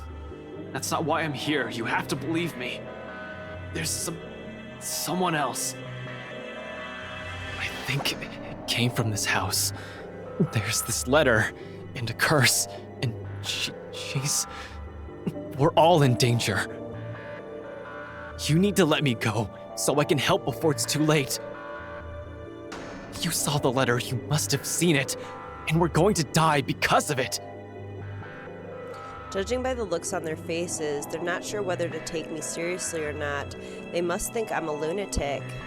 It already took everything from me, so just listen before it takes anything else. But it's not like I can conjure up proof. Listen, before it... A wave of nausea hits me, stopping me mid-sentence as I fight the urge to gag. A ringing sound starts to go off in my ear, and I nearly vomit then and there. Well, that's new and original, at least. I never heard such a sad lie before.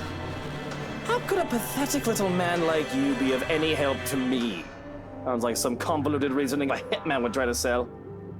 You might try to kill me the moment we let you go. You're already screaming your head off after we told you not to.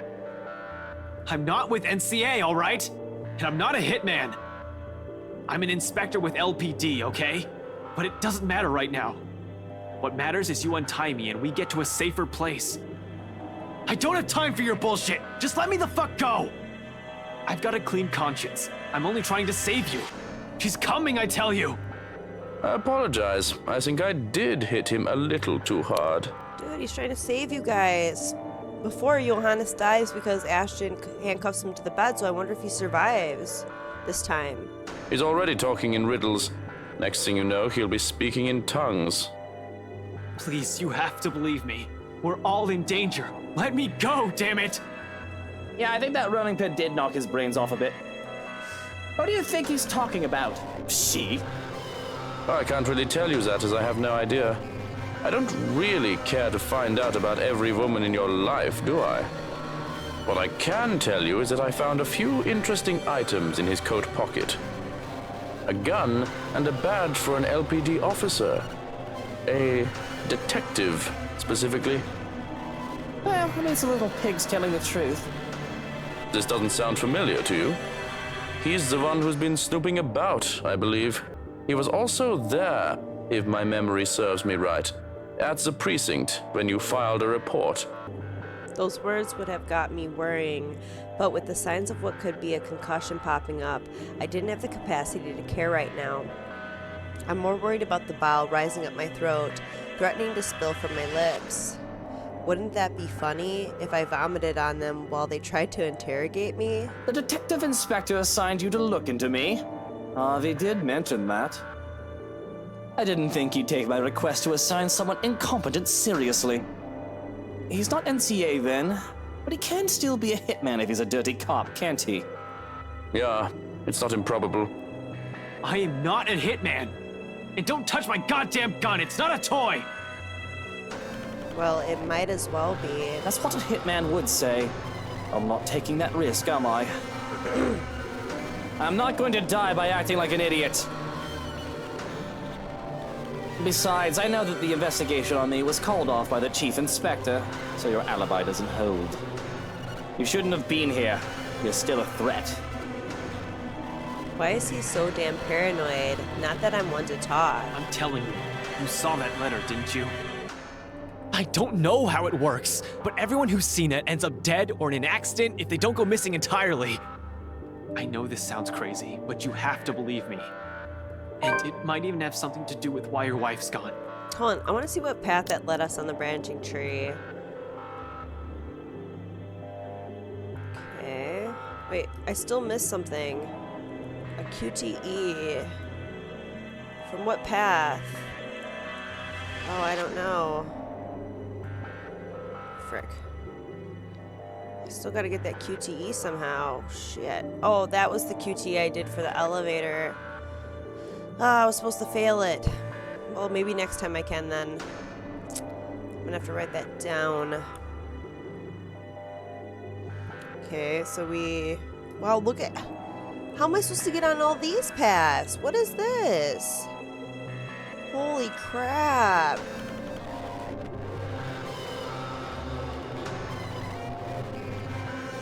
I'm on this bottom line? What the frick?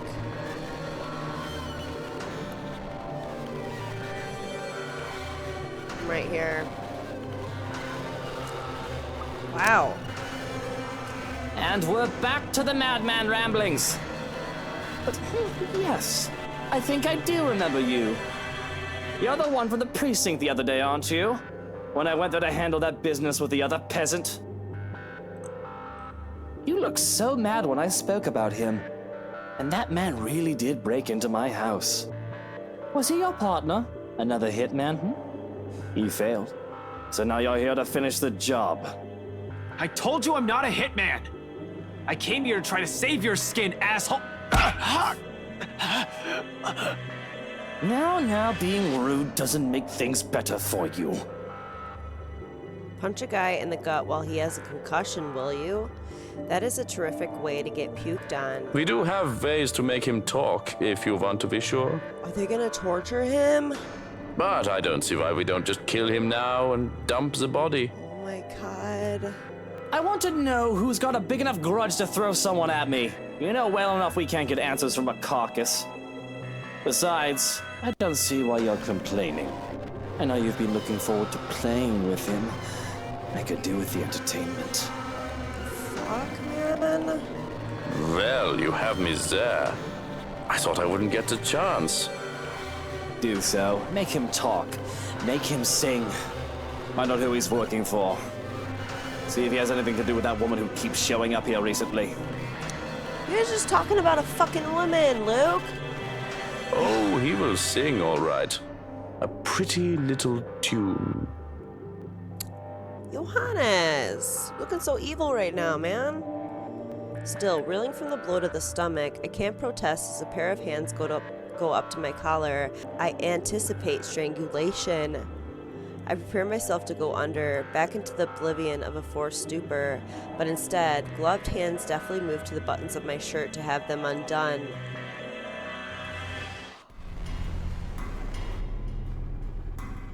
Oh my god! No! Cold air stings at my chest. In contrast, warm flushes through my cheeks at the humiliation. Being strung up and beaten is one thing, but this? They said it themselves, didn't they? I'm entertainment right now. This really isn't how I pictured the scenario. I mean, I know things are only going to get worse before they can get any better. I was prepared, as well as I can be, for the trouble to be from her. I just didn't think I'd be in trouble because of him. I'm here to save him. Karma can at least play along for once. I guess this is what they mean when they say that no good deed goes unpunished. And if that means keeping quiet, tiring them out and enduring this little interrogation session while they wait for a non-existent confession, then so be it. Because if they think I have answers they need, the only way I'll be getting out of here is in a body bag.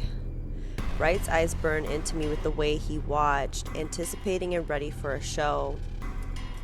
On the contrary, his lapdog's glove left cold trails where his hands roamed in a clinical, detached manner. I feel degraded.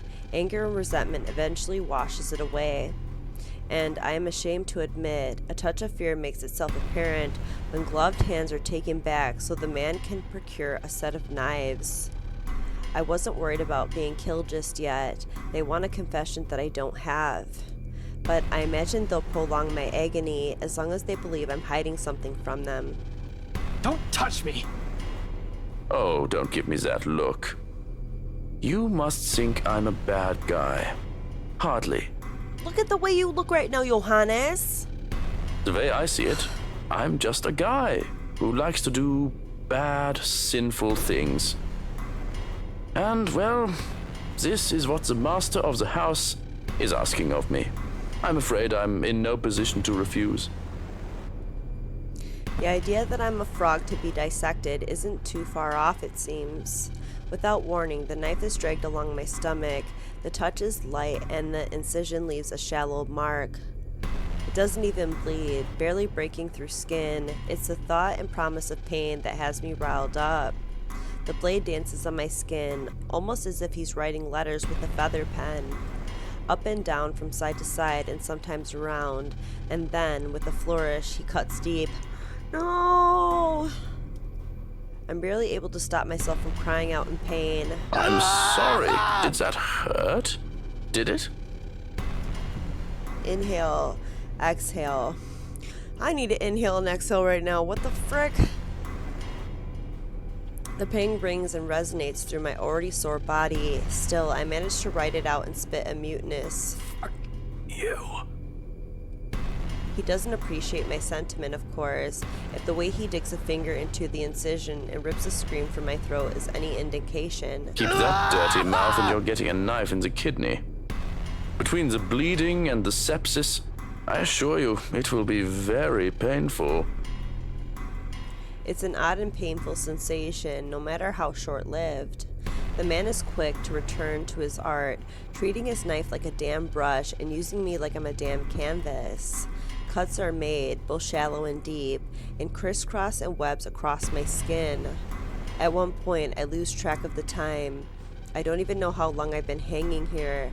Has it been minutes? Hours? The sting of the blade is the worst with the way he alternates light touches and deep incisions. Ugh. That I can't even familiar myself with and accustomed to the pain. Sometimes if I make a sound he doesn't like, he'll prod a finger in again and twist it in the wound. You sure look like you're having fun. Of course. Schadenfreude is best experienced at nighttime. Would you like a turn? I don't see why not. Just gag him. He gets any louder and will attract attention. I don't want him to start rambling and whining again. He'll talk. Sooner or later. Until then, the tape goes back on. Whew. Our training doesn't prepare us to withstand torture, not of this kind. And when we're done with him, there's a nice plot of land for new daffodils. You'll make excellent fertilizer. Sounds like a plan, doesn't it? Did I get Ash killed by killing off all the characters? The only thing that keeps me from begging for death is the thought that I can still get out of here. Even then, it sounds like a hollow hope. While we're at it, why don't you be a good boy and close your eyes? I really don't like the way you're looking at me. If looks could kill, really, I think I'd be dead on the spot. Close your pretty little eyes unless you want me to pluck them out with a spoon. He really didn't need to threaten me by now. It's all too much to bear at this point. And without meaning to, I'm gone. What?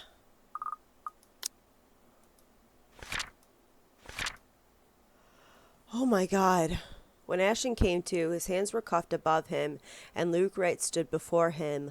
Unwilling to believe the detective's explanation, Luke had Johannes torture him for answers until the poor detective lost consciousness. Oh, God, okay. I thought he was dead. The first thing I realize as soon as I come to again is the fact that everything hurts, my chest and stomach especially. But in general, I just wish I can crawl into a hole, curl up and die. I can assume they've gotten tired of slicing into me the moment they realized I was knocked out. The second thing I notice is the fact that they're gone, leaving me all alone and still handcuffed. I can't really survey the extent of the damage done to me as my shirt is buttoned back up, though I can feel the dried blood lining my skin here and there. I can at least be grateful they didn't go through with their threat of placing a knife in my kidney. And the third thing? Well, there isn't a third thing, unless one can count the realization that I'm not dead yet and put it in the list. I feel like death anyway. The gist of the situation right now is, well, this is the moment I've been waiting for.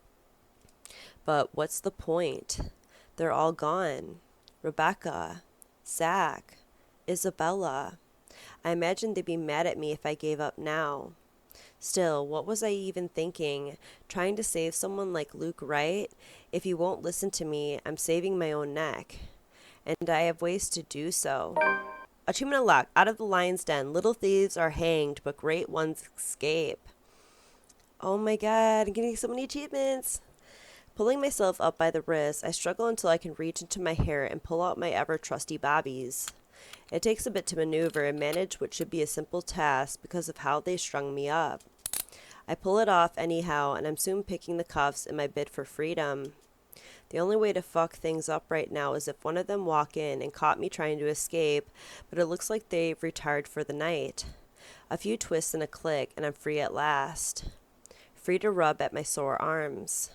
Free to grab my coat, gun, and badge. And free to get the fuck out of here. That isn't to say I'm all better.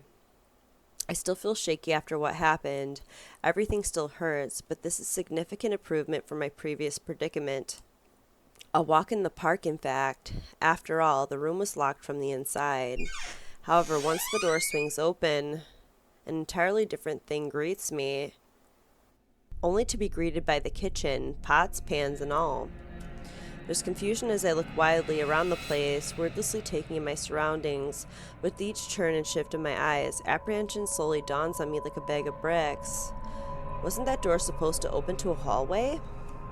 As if something has heard my thoughts, without warning, the door behind me slams shut. Screw right. I need to get out of here ASAP. Something has gone down with this mansion. Luckily, I'm in the kitchen and I have two ways out. The back door and the cellar offers.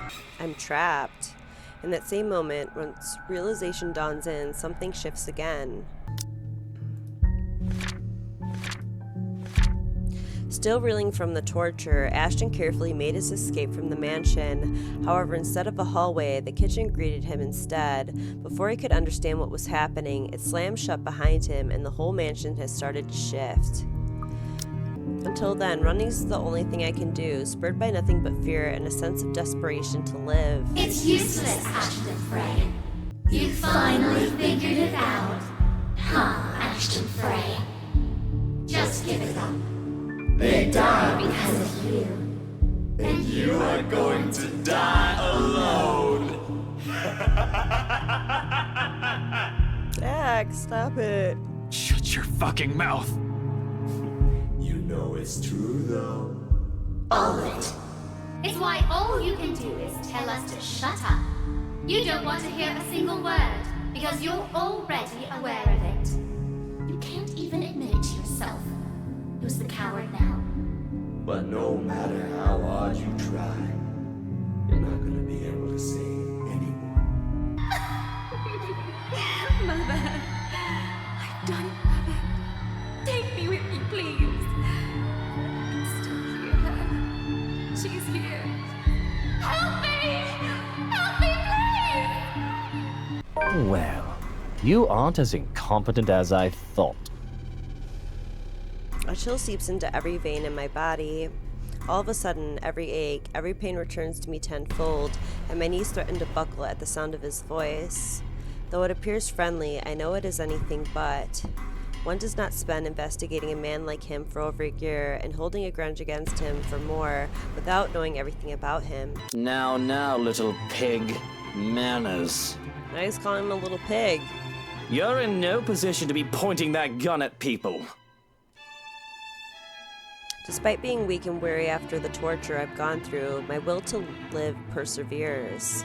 Being friends for so long with the likes of Isabella and Rebecca has made me more stubborn than a mule over the years. Why don't you put yours down first, and then we'll talk about manners. Oh, he talks back. The gall! You know, your kind pisses me off so much. Maybe I should eliminate the immediate danger first and disarm him, beg him to listen. My life's not the only one at risk here, however. Listen, right. I need you to... You broke into my house, and somehow, you expect me to listen like a good little boy. You have guts, little pig. You have guts. Did you hear what you just told me? You've just threatened me inside my own house. My own home. You know what I'm thinking right now? In another lifetime, we would have probably gotten along well. One last time, are you with the NCA or are you a hitman? Which one is it, little pig? Mind you, my arm's getting tired. Better answer quick if you don't want to beat the business end of this gun. I already told you, I'm not with NCA. I'm just here to help. There's something else in this house, and we're all in danger. You have to believe me, right? You need to let me go. You need to get out of here before it's too late.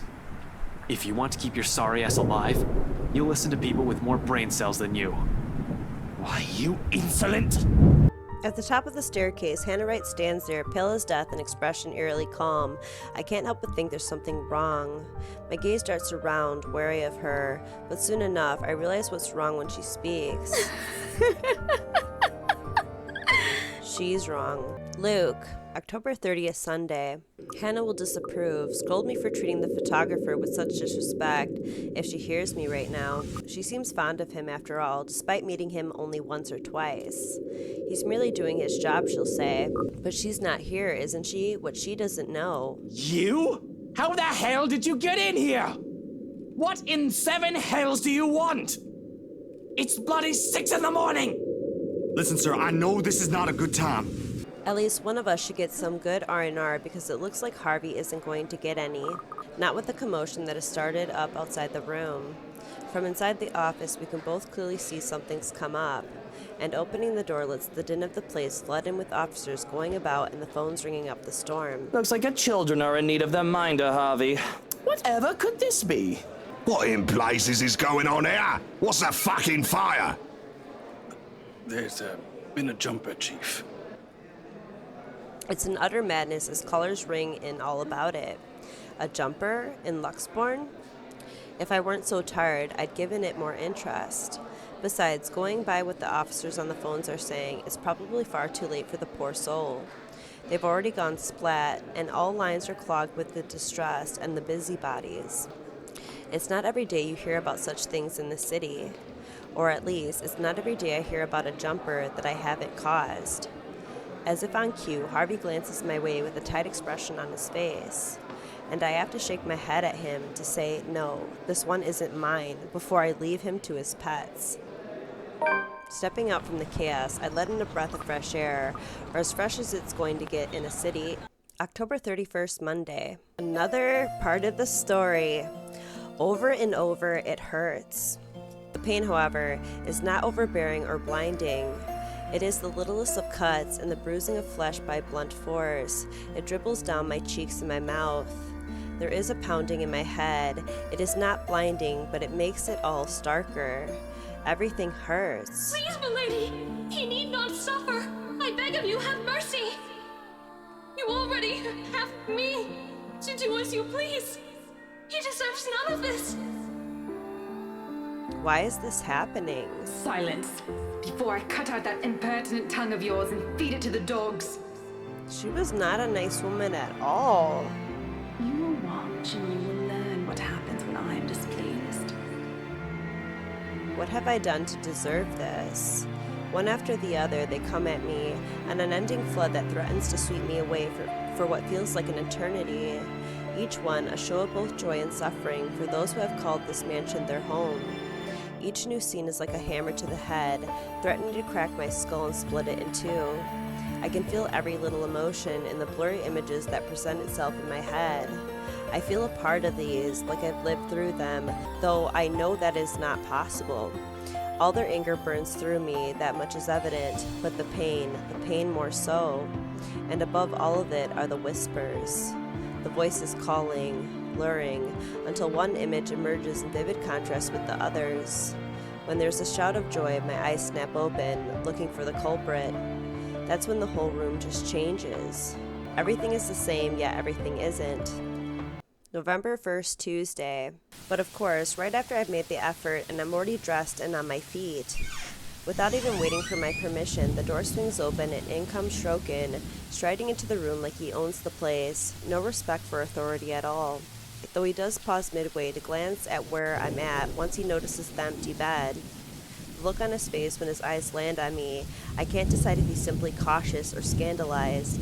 Last time I've checked, I look decent enough. Is it the hair? Oh, you're already up.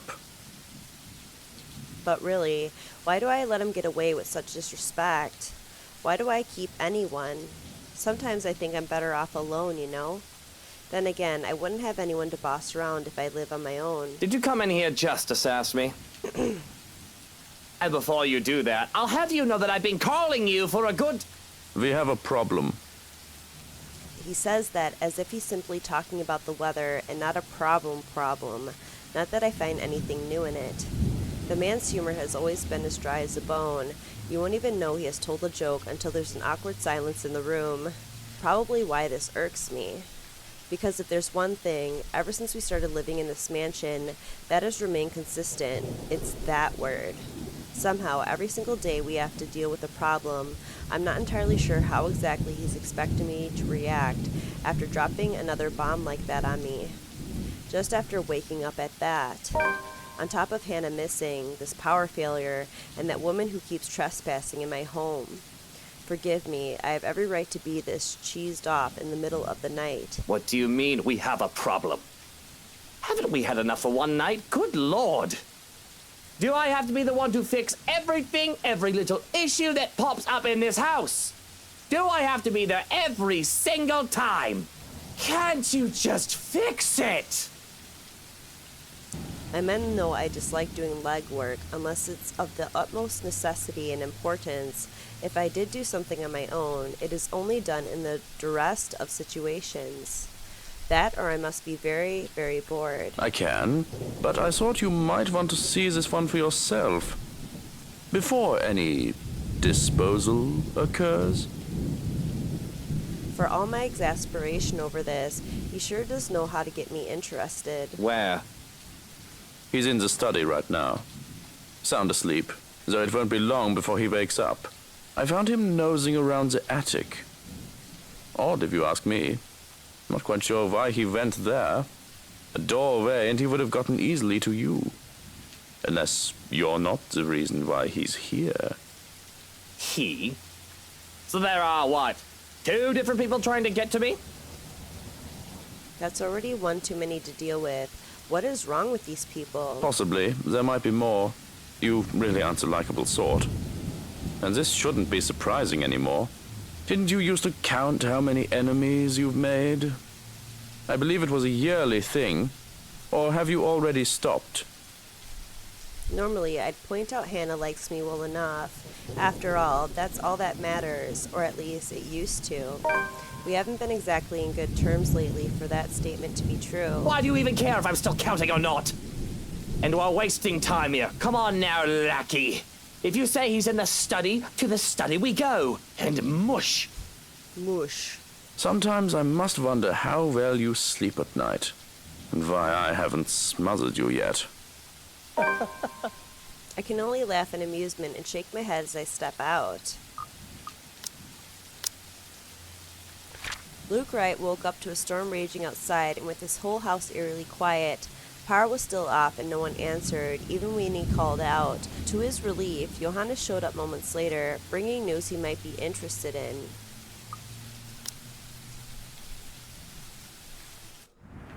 But I don't grace his question with an answer, though I have something in mind. Perhaps it's because I'm a fun boss. And tonight, we are really going to have lots of fun. I haven't looked forward to something in a while. Bloody, I don't think I've done this enough these past few years. It does actually feel quite refreshing to be back doing what I'm used to, even if it's only for one night. And after we're done with him and get what we need from him, there'll be one less problem to worry about. Win-win if anyone bothers asking me. Things are finally looking up. The idiot's still unconscious when we march into the study. Though with the rolling pin sitting so completely out of place atop my desk, I'm not shocked. Getting hit by one must have dislodged his brain by a few paces. In fact, I'm already willing to bet he'll be out until sunrise. Here's to hoping the way Shokin has cuffed him won't damage him first. Being bound like that is guaranteed to cut off circulation in his arms at some point. Painful, but where's the fun in that? He has the gall, though, walking into my home, looking like a little pig fresh off bathing under the sun and rolling in a patch of mud. Just because you're trespassing or about to kill someone doesn't mean you have the right to walk into another person's home dirty. Really, sloshing your muddy boots about and sullying the floor? No wonder he got the metal rolling pin and not the pan. Bloody, even my late mom, bless her soul, tortured soul, won't tolerate that. Where are his manners? I swear, people need to stop breaking into my house! What is wrong with all these lunatics? You'd think they'd put more thought before stumbling into somebody else's home unannounced. I suppose the act of committing crime must have some attraction to the insane. Of course, you'd know all about that, wouldn't you? I'd bloody gut you. But you won't be able to clean up after if you're the sorting corpse, will you? But more than that. A look of pain crosses his pretty face when I grip his chin with faint glee. He appears familiar. I just can't recall where I've seen his mug before. Certainly not in a place I frequent, although for someone who looks, well, still not as good looking as me, of course, but to some degree decent, he seems to lack the brain capacity and etiquette to complete the package. Disappointing, I might add. What with the fancy coat, he better prove interesting to make up for it. Light marks mar his skin where my nails dig into him, and I have to wonder how much more I have to push before I break skin. God, it's so cruel. I don't have time to figure it out, though, as moments later, the little pig stirs with a soft groan. I'd love to see you try. When was the last time you... Oh, there we go. The dumb cop is waking up. Fuck. Awake already. He's only been out a few minutes. Shroka, did you not hit him hard enough? Shouldn't he be out longer? That rolling pin was made of metal. His skull must be very thick. I only want to knock him out, not kill him, silly man. If I really wished him dead, I could have easily targeted his terion. That, or the back of his neck, just below the skull. Oh well, look at it this way. It is good news. This means he'll be capable of giving you the answers you seek, yes? True. I do have many questions for our trespasser here. At least he does prove to be fun, if a little frustrating with his act, especially when it's my turn. When was the last time I've had to interrogate anybody? It's been a while, hasn't it? I do hope I haven't gotten rusty, but I do remember the basics. And one of the first things one has to remember is to make sure the poor sap who has got the short end of the stick can't fight back. I'm telling you, you saw that letter, didn't you? Little pig, let me come in. I don't know how it works, but everyone who's seen it ends up dead, or in an accident if they don't go missing entirely. I know this sounds crazy, but you have to believe me. And it might even have something to do with why your wife's gone. And we're back to the madman ramblings. Hold on, I want to see where that put us on the branching tree for this path. Okay, so we're on this path now, right? I still got another path up here. Interesting. And it went up here. I wish it would like tell you what it updated for to go on that path, because how am I supposed to get down here?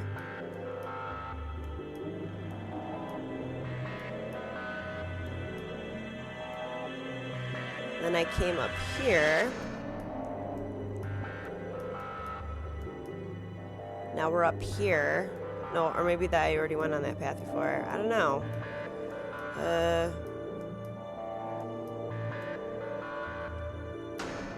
Now we're down here. Cool. He believes me a fool, saying that he came here to help me rather than harm. If that isn't the worst excuse I've heard, I don't know what is. I want to make him regret thinking he could play me like a fiddle. I say it time and time again, there's always a certain joie de vivre in having power over another man. Schadenfreude, Johannes calls it. I don't know how to say it. Not absolute power, mind you. I always like a little spark, a little spice, a little fire in my poison of choice, whether it's alcohol, food or sex, or even enemies. Easy is boring. A little challenge never hurt anybody, because there's little point in hurting someone who won't even fight back. There's no satisfaction in trying to win against another who would rather grovel, cry and beg at one's feet, curled up like a little child, wailing for their mother, and... And, when we're done with him, there's a nice plot of land for new daffodils. You'll make excellent fertilizer. Sounds like a plan, doesn't it? And where was I? Ah, yes. There's a joy in bringing men like the detective to the brink of despair, to have them realize that they have little power in the face of harsh reality, and making them concede that I am the better man, using the business end of my knife. While we're at it, why don't you be a good boy and close your eyes? I really don't like the way you're looking at me. If looks could kill, really, I think I'd be dead on the spot. Close your pretty little eyes unless you want me to pluck them out with a spoon.